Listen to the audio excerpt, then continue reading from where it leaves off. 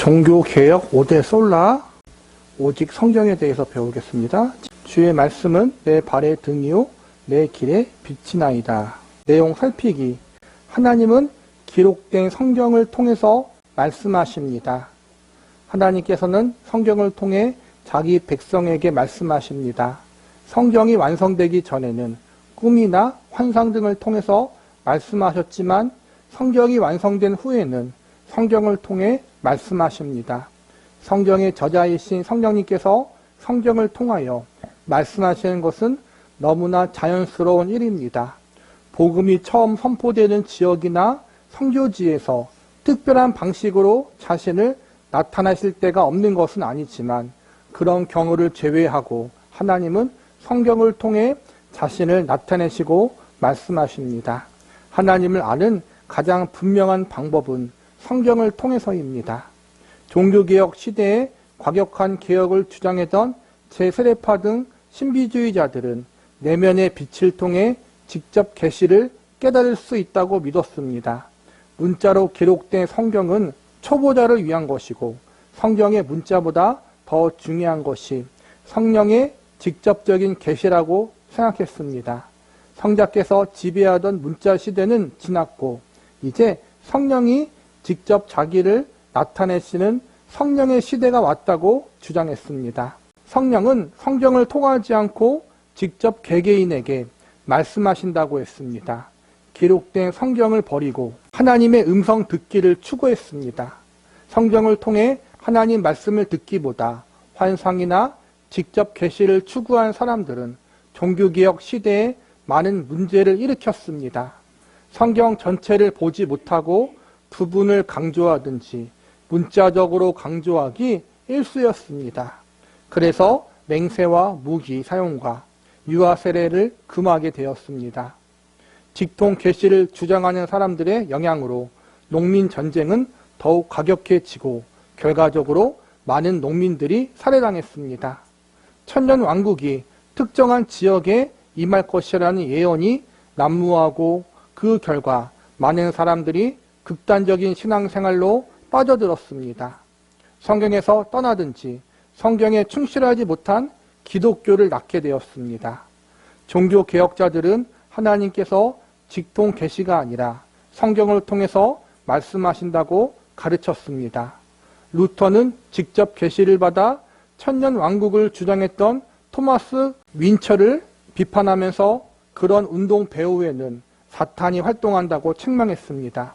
칼빈도 성경을 떠나 직접 계시를 구하는 사람들은 경건한 모든 원리를 파괴한다고 하면서 단호히 배척했습니다. 그것이야말로 성경을 통해서 말씀하시는 성령님을 모독하는 것이며 그리스도의 복음을 왜곡하는 일이라고 하였습니다. 종교개혁자들은 성령님이 성경의 저자이시기 때문에 성경 없이 성경을 떠나서 말씀하지 않고 성경을 통하여 성경으로 말씀하신다고 가르쳤습니다. 종교개혁이 일어나고 로마 가톨릭과 개신교가 구별되는 가장 중요한 차이점 중 하나가 성경을 대하는 자세라고 지난 시간 배웠잖아요. 로마 가톨릭은 성경만이 하나님의 말씀이 아니라 성경 말고도 다른 방법으로 하나님의 말씀이 있다. 하나님의 진리가 있다라고 가르쳤어요. 그것이 교회의 전통이고 교회의 지도자들이 내린 회의나 결정일 수도 있고 그래서 성경보다 높은 권위들이 많았다는 거예요. 그런데 종교개혁 이후 우리 개신교에서는 아니다. 오직 성경만이 하나님 말씀이고 이 성경의 권위를 아무것도 넘어설 수가 없다. 성경처럼 권위 있는 하나님의 절대적인 말씀과 진리는 없다. 그래서 우리 성도들이 구원받을 수 있는 진리는 성경을 통해서고 또 구원받은 성도들은 성경을 통해서 하나님의 백성과 자녀로서 합당하게 살아갈 수 있다. 구원을 위한 진리와 구원받은 성도들이 어떻게 살아가야 할지에 대한 도덕적, 윤리적, 신앙적인 모범이 성경에 기록되어 있다는 거예요. 우리가 스스로 기도하고 하나님 앞에 감동을 받고 계시를 받아서 신앙생활을 하는 게 아니라는 거예요. 우리 구원도 말씀을 통해 받은 거잖아요. 복음의 내용이 다 성경에 써 있잖아요. 그것을 사람들이 전도를 통해서 복음을 증거하고 또 설교자들이 설교를 통해 복음을 증거하고 그게 새로운 게 아니라 다 성경 말씀에 기록된 거예요. 복음 내용이. 그래서 모든 성도들은 신비한 어떠한 방법으로 구원받는 것이 아니라 성경 말씀을 통해 그 말씀을 듣고 성령님이 역사해서 구원받은 거예요. 그리고 성도의 신앙생활도 똑같다라는 거예요. 성령님이 기록하신 성경 말씀을 통해 해야 된다라는 거예요. 그러나 간혹 선교지나 또 성경 말씀이 없는 곳들이 많잖아요. 그런 곳. 선교지에서는 하나님이 특별하게 신비하게 역사하실 경우들이 많이 있어요. 그런데 오늘날 우리나라와 같이 성경이 보급되어지고 교회가 자리 잡고 있고 복음이 정착된 곳에서는 하나님이 그렇게 신비적인 방법으로 일하시기보다 성경 말씀을 통해 일하시는 경우들이 훨씬 많고 그것이 건강한 신앙의 방법이라는 거예요.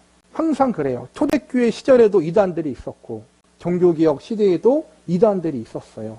그 중에 가장 문제가 된 이단 중 하나가 뭐냐면 항상 신비주의자들, 직통계시 받았다는 사람들, 하나님의 음성을 듣고 환상을 본다는 사람들, 유사 기독교들, 그들이 성경을 잘못 봐서 이단이 되었지만 그 성경을 잘못 본 배경을 보면은 자기네 종파를 창립한 사람이 있어요. 교주 같은 사람. 그 사람이 직접 계시를 받아서 성경을 풀이하는 그러한 책이 있거든요. 또 그 사람이 계시를 받아서 환상을 본 걸 기록한 게 있어요. 그래서 결론에는 성경 외에 다른 것을 진리로 믿기 때문에 이단이 된 거예요. 그리고 그 사람 특징은 성경을 요상하게 해석하는 거예요. 또 우리 정통 기독교도 그러한 잘못을 범할 때가 많다라는 거예요. 그러지 말자. 그러면 안 된다라는 거예요. 성령 운동을 강조하는 교회들이 있잖아요. 문제가 뭐냐면 성경도 중요해요. 그런데 성경 플러스 마음의 감동과 직통계시도 중요하다고 여기는 교회들이 많아지고 있다. 이런 거는 너무나 조심해야 된다는 거예요. 처음에는 그게 좋은 것 같고 우리에게 감동을 주고 은혜를 주는 것 같지만 시간이 지나고 나면 변질되는 경우들이 너무 많아요. 변질되어진다. 왜냐하면 성경은 완전 무오한 하나님의 말씀, 완전한 하나님 말씀이에요. 그 완전한 하나님의 말씀을 불완전한 우리가 보는 거예요. 그래서 왜곡이 있고 변질이 있는 거예요. 그런데 직통계시들, 하나님의 감동과 음성도 우리 불완전한 인간들에게 오기 때문에 더 많은 오류와 더 많은 변질이 있을 수 있다는 거예요. 완벽한 성경이 있는데도 이단이 생기는데 불완전한 인간이 하나님께로부터 직접 뭔가를 받았다고 한다면 더 이단에 빠지고 잘못되게 빠질 가능성이 많다라는 거예요. 그런 것에 휘둘리면 안 된다. 마음의 감동, 신비적인 부분들은 너무 그것에 우리가 몰두하거나 얽매이면 안 된다라는 거예요. 기록된 성경 말씀에나 몰두하세요, 여러분. 그래도 그 말씀을 다 보고 이해하고 순종하기도 어려운데 지난 시간 말했듯이 십계명도 못 지키는 우리가 자꾸 뭐 직통계시를 받아서 새로운 걸 깨닫고 지키려고 해요, 여러분. 이미 하나님이 말씀하신 것도 못 지키는 사람들이 그러지 말자라는 거예요. 질문 1. 하나님은 성경이 완성된 후에 무엇을 통해 말씀하십니까? 기록된 성경 말씀을 통해서 말씀하신다. 질문 2. 종교개혁 시대에 직통계시를 추구하는 사람들은 어떤 문제를 일으켰습니까? 성경의 한 부분만 강조한다. 그 직통계시를 받은 사람도 성경을 무시하는 게 아니에요. 근데 이 성경 구절은 이 뜻이 아닌데 자기들 멋대로 막 갖다 붙이는 거예요. 성경에 보면은 날짜로 나오고 시간도 나올 때도 있고 그렇잖아요. 근데 그런 단어나 그런 것만 뽑아서 그것만 취한다는 거예요. 그 결과 성경을 벗어나는 기독교가 생기고 성경을 변질시키는 기독교가 생겨서 사입이 이단으로 빠지는 경우들이 너무나 많다. 극단적으로 잘못된 신앙생활을 하는 사람들이 많이 생기게 되고 종교개혁 시대에는 잘못된 극단주의자들 때문에 전쟁까지 일어났어요. 전쟁까지. 성경으로 충분합니다. 성경은 구주를 믿고 구원 얻기에 완전하고 충분합니다. 예수님은 부자와 거지 나사로 이야기를 통해 구원 얻은 일에 성경의 충분함을 가르쳤습니다. 모세와 선지자들이 있으니 그들에게 들을지니라고, 또 모세와 선지자들에게 듣지 아니하면 죽은 사람이 살아난다고 해도 권함을 듣지 않을 거라고 했습니다. 모세와 선지자들은 구약 성경을 일컫는 문구입니다. 지금 우리가 소유하고 있는 신구약 성경은 사람을 구원하는데 충분한 계시입니다. 죽은 자가 다시 살아나는 기적도 사람을 구원하지 못합니다. 특별 계시인 성경은 성도를 믿음으로 살아가게 하기에 조금도 부족함이 없습니다. 성경은 성도들의 영혼을 소성시키고 지혜롭게 하고 마음을 기쁘게 하고 눈을 밝게 합니다. 성경은 마귀의 유혹을 물리치기에 충분한 능력이 있습니다. 예수님은 성경 말씀이야말로 마귀를 물리치는 능력임을 아셨고 성경으로 시험을 이기셨습니다. 예수님은 다시 올 때까지 우리는 성경을 배우고 확신해야 합니다. 성경은 사람이 구원 얻고 성도로 살아가는 일에 충분합니다. 하나님은 자신의 말씀에 더하거나 빼지 말라고 명령하십니다. 하나님은 이스라엘 백성들에게 자신이 명하신 말씀을 그대로 믿고 지킬 것이요 그것에 가감하지 말라고 명하십니다. 주님은 사도 요한을 통해 하신 말씀, 다른 것에 더하거나 빼지 말라고 강력하게 경고하십니다. 이제 모든 성경은 완성되었습니다. 다른 계시를 덧붙일 필요가 없고 덧붙여서도 안 됩니다. 성경은 우리가 주를 믿고 섬기기에 충분합니다. 사도들은 놀라운 광경과 계시를 보고 들었지만 이것을 매우 조심스럽게 쓰고 있습니다. 베드로 사도는 산에서 예수님의 크신 위엄을 보았고 예수님을 내 사랑하는 아들이라고 하신 성부 하나님의 음성을 직접 들었습니다. 그러나 눈으로 보고 귀로 들은 이 광경보다 더 확실한 예언이 기록된 하나님의 말씀이라고 했습니다. 바울 사도는 셋째 하늘에 이끌려가서 그곳에서 놀라운 광경과 말로 표현할 수 없는 말씀을 들었습니다. 그러나 그는 그곳에서 무엇을 보고 들었는지 아무것도 묘사하지 않았습니다. 육체의 가시를 주신 이유가 이렇게 놀라운 계시를 받은 자기를 겸손하게 하시려는 하나님의 은혜임을 알릴 뿐입니다. 사도 바울도 천국에 갔다 왔잖아요. 환상 중에. 사도 바울은 천국에 대해서 많이 기록하지 않았어요. 거의. 그게 중요한 게 아니라는 거죠. 그렇죠? 그리고 베드로 역시도 변화산에서 예수님이 변화되신 영광스러운 모습을 보고 하나님의 음성을 들었잖아요. 그게 복음서에 기록됐잖아요. 그런데 그 복음서에 기록된 내용 외에 사도 베드로가 더 깊게 뭔가 쓰지 않고 이것보다 더 중요한 게 있다고 하면서 확실한 예언이 있다. 그러니까 구약 성경을 말하는 거죠. 그 당시 기록된 말씀이 더 확실하다라는 거예요. 환상이나 어떠한 특별한 경험은 오해될 수가 있기 때문에 그런 거에서 집중하지 말고 그런 걸 체험할 수 있고 경험할 수 있지만 너무 그것에 집중하지 말고 이미 기록된 하나님의 말씀에 더 집중하는 게 우리에게 유익하다. 이게 사도 베드로의 가르침이고 사도들의 가르침이라는 거예요. 그런데 신비주의자들은 하나님 말씀을 지키고 순종하라는 것을 성경 말씀 플러스 뭐예요? 자기 직통 계시. 목사가 기도하고 하나님이 이렇게 하라 그랬어. 순종해. 그것도 하나님의 뜻이고 말씀이라는 거예요.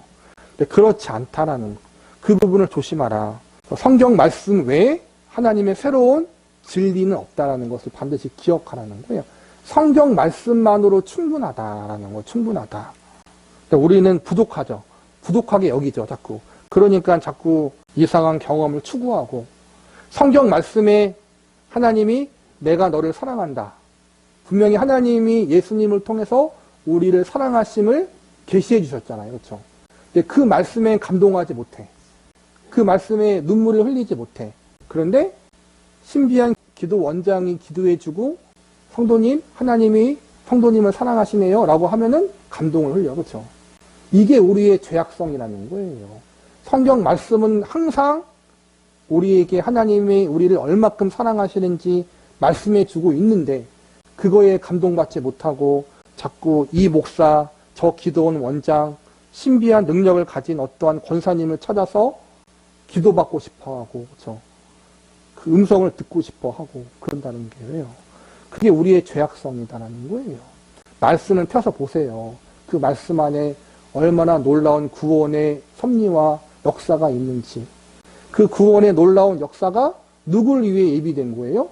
우리를 위해 예비되었다. 그래서 우리가 성경을 통해 감격해야 되고 성경을 통해 감동해야 돼요, 여러분. 다른 게 아니라. 질문 3. 성경은 사람이 구원을 얻고 성도로 살아가는 일에 충분하다. 기록된 성경이 부족하지 않다라는 거예요, 여러분. 성경이 가장 중요하다. 질문 4. 베드로 사도는 변화산에서 보고 들은 주님의 영광보다 확실한 예언이 있다고 했는데 그것이 무엇입니까? 그 변화산에서의 영광, 예수님이 변하신 모습, 모세와 엘리야가 왔던 모습을 봤어요. 하나님의 음성을 들었어요. 그런데 그것보다 더 확실한 예언이 있다라고 말하면서 그게 뭐냐면은 바로 기록된 하나님의 말씀이라는 것. 사도 베드로보다 여러분 놀라운 경험한 사람이 어디 있겠어요, 지금. 그렇잖아요. 근데 그 사도 베드로조차도 이 자기가 경험한 신비한 경험보다 더 확실한 예언이 있다. 그게 바로 기록된 말씀이다라고 우리에게 알려줬다라는 거예요. 성경을 사랑합니다. 하나님의 말씀을 즐거워합시다. 직접적인 계시를 바라거나 환상과 꿈을 추구하지 말아야 합니다. 성경을 통해 하나님과 하나님께서 하신 일 알기를 즐거워합시다. 성경을 아는 일보다 더 즐거운 일이 없도록 합시다. 송이꿀보다 더 단맛이 하나님 말씀에 있습니다. 성경은 겉으로 보기에 밋밋하고 평범합니다. 그러나 그것을 묵상하고 곱씹으면 그 안에서 헤아릴 수 없는 은혜와 인생을 참으로 복되게 하는 탁월한 원리를 발견하게 됩니다. 그것을 사모하는 사람은 영적인 눈이 열려 하나님의 광대하심을 보게 됩니다. 천국이 얼마나 영광스러운지 깨달으며 이 땅의 모든 심각한 환난 가운데에서 넘치는 위로를 얻습니다. 하나님의 말씀으로 인도함을 받으시다. 성경만으로 부족하다고 생각하면서 다른 곳에서 해결책을 찾으려는 것은 잘못된 자세입니다. 성경을 제쳐놓고 신비한 무엇을 찾아다니면 길을 잃게 되고 신앙이 비정상적인 모습을 띠게 됩니다. 주의 말씀은 내 발의 등이요 내 길의 빛이나이다. 성경을 읽고 묵상할 때 하나님의 말씀은 우리 삶을 구체적으로 인도합니다. 지혜와 지식의 모든 보화가 주님께 있고 그 보화는 성경을 통해 발견할 수 있습니다. 이 시대 그리스도인들의 하루 일과에서 성경을 읽는 시간이 현저하게 줄어들었습니다. 우리에게서 기쁨, 확신, 사랑, 소망을 찾기 어려워진 것은 성경을 소홀히 한 것과 깊은 연관이 있을 것입니다. 드라마나 인터넷에 쏟는 시간의 절반만이라도 성경을 읽고 순종하는 데 사용한다면 놀라운 지혜와 힘을 가지고 살아갈 수 있을 것입니다. 하나님 말씀을 들을 때 간절한 마음으로 들어야 합니다. 제게 말씀하소서 주의 종이 듣겠나이다 하는 마음으로 들어야 합니다. 강연을 듣는 것처럼 판단하는 자세를 버리고 설교를 온유한 마음과 믿음으로 들을 때 하나님의 말씀이 내게 유익합니다. 쉬운 일은 아니지만 설교를 들을 때마다 내 생애 마지막 설교로 여기고 듣는 자세가 필요합니다. 그리고 들은 말씀을 삶에서 실천해야 합니다. 순종할 때 약속의 말씀이 내게서 그대로 이루어지는 것을 경험하게 될 것입니다. 성경을 사랑하자라는 건 성경책을 사랑하라는 게 아니라 이 성경을 기록하게 하신 성삼위 하나님을 우리가 사랑하자. 그분을 인정하자라는 거예요. 하나님은 기록된 성경을 통해서 우리를 만나고 우리와 교제하고 싶으신데 우리는 자꾸 다른 방법을 추구해. 우리 부부 관계도 마찬가지로 아내는 이걸 원하는데 남편은 이걸 원하는데 동상이몽이란 말이 있잖아요. 그렇죠? 서로 생각이 달라. 갈등이 일어나. 하나님과 우리 사이도 그럴 때가 많다라는 거예요. 하나님은 이걸 원하시는데 우리는 자꾸 다른 걸 원해. 근데 누가 순종해야 돼요? 우리가 순종해야죠. 그렇죠? 하나님이 순종하는 게 아니라 하나님이 정하신 방법대로 우리가 따라야 돼요. 여러분. 그게 옳은 거예요. 하나님은 성경 말씀을 통해 우리가 신앙생활을 기뻐하고 즐거워하길 원하고 성경 말씀을 통해 더 하나님을 깊이 만나기를 원하신다. 더 건강하게 신앙생활 하기를 원하신다라는 거예요. 이 사실을 기억하며 성경을 우리가 사랑하고 성경 말씀을 좀 더 많이 읽고 또 성경 말씀을 근거로 한 우리 목사님의 설교를 잘 듣자. 제가 누구를 추천할 수는 없고 담임 목사 설교를 잘 들으세요, 여러분. 설교를 듣고 듣는 거로 끝나지 않고 그 설교의 본문이 있잖아요, 여러분. 혼자 성경을 읽으면 사실은 어려워요. 졸려요. 그렇죠? 담임 목사의 설교를 듣고 그 성경 본문을 함께 묵상해요. 그렇게 하면은 우리가 성경이 중요하지만 가끔 묵상하다가 오해할 때가 많잖아요. 그런 오해를 피할 수 있는 방법이 그거예요. 설교를 들으면서 그 성경 본문을 같이 보는 것. 이게 가장 유익하고 좋아요. 저와 여러분은 성경을 중요하게 여기고 성경을 사랑하는 사람들로 성숙하게 자라나야 합니다.